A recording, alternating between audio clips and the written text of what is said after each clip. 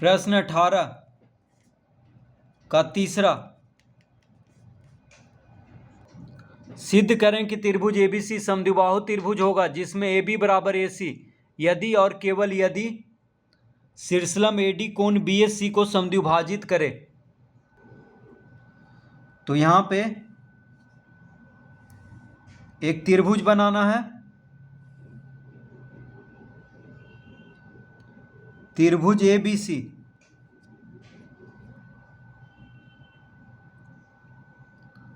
तो कह रहा है शीर्षलंब AD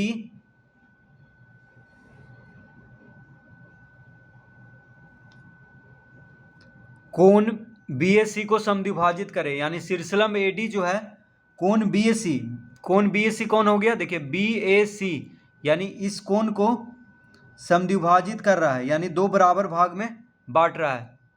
ये दोनों कोण क्या है, आपस में बराबर है, क्योंकि AD जो है इस कोण को समद्विभाजित कर रहा है। तो शीर्षलंब का मतलब हो गया कि AD जो है BC पर लंब है, यानी 90 डिग्री का कोण बन रहा है यहाँ पे दोनों तरफ, क्योंकि AD क्या है, BC पर लंब है। तो सबसे पहले हम यहाँ पे लिखेंगे दिया है, तो क्या क्या दिया हुआ है, कोण DAB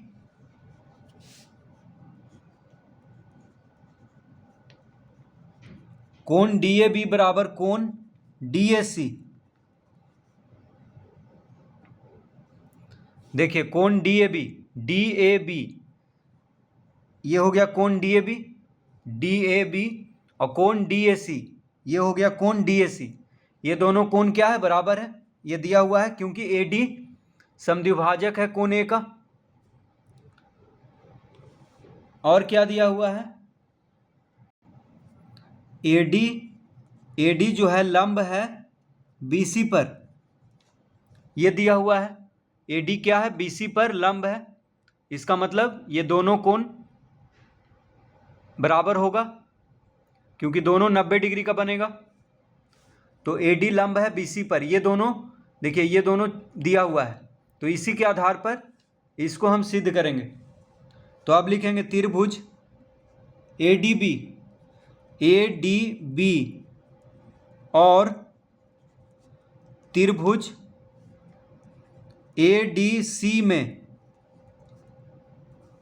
त्रिभुज ADB और त्रिभुज ADC में, तो अब ये दोनों त्रिभुज को सर्वासम सिद्ध करेंगे। त्रिभुज ADB इधर जो त्रिभुज है और त्रिभुज ADC, तो लिखेंगे कोण DAB बराबर कोण DAC। कोण DAB और कोण DAC बराबर है, क्यों, तो ये दिया हुआ है, तो यहां पे लिख देंगे दिया है। देखिए ये दोनों त्रिभुज में ये कोण और ये कोण दोनों बराबर है, तो कोण DAB बराबर कोण DAC। अब लिखेंगे AD बराबर AD बराबर AD,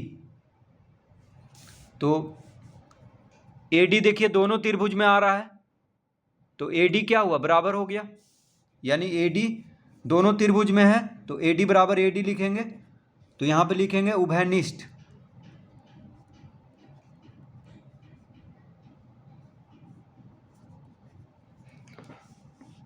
उसके बाद लिखेंगे कोण ADB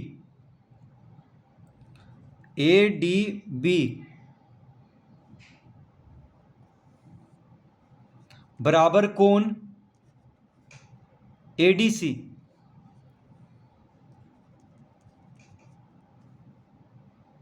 तो कोण ADB बराबर कोण ADC बराबर 90 डिग्री हो जाएगा। क्यों होगा ऐसा, तो AD लंब है BC पर, ठीक है। देखिए कोण ADB, ये कोण ADB और कोण ADC ये दोनों बराबर होगा क्योंकि AD लंब है BC पर, तो ये तीन चीज मिल गया है, ठीक है। कोण भुजा कोण, देखिए कोण भुजा कोण, कोण भुजा कोण, तो कोण भुजा कोण से ये दोनों त्रिभुज क्या होगा, समसम होगा। तो यहां पे लिखेंगे अतः त्रिभुज ADB सर्वसम त्रिभुज ADC। क्यों, तो कोण भुजा कोण ASA, angle side angle ASA नियम से, तो कोण भुजा कोण से ये दोनों त्रिभुज क्या हो गया, सर्वसम। तो लिखेंगे अतः जब दोनों त्रिभुज समसम है तो उसका संगत भाग भी बराबर होगा, यानी AB बराबर AC। तो AB बराबर AC क्यों, तो CPCT समसम त्रिभुजों के संगत भाग बराबर होता है। तो AB और AC क्या हो गया, बराबर।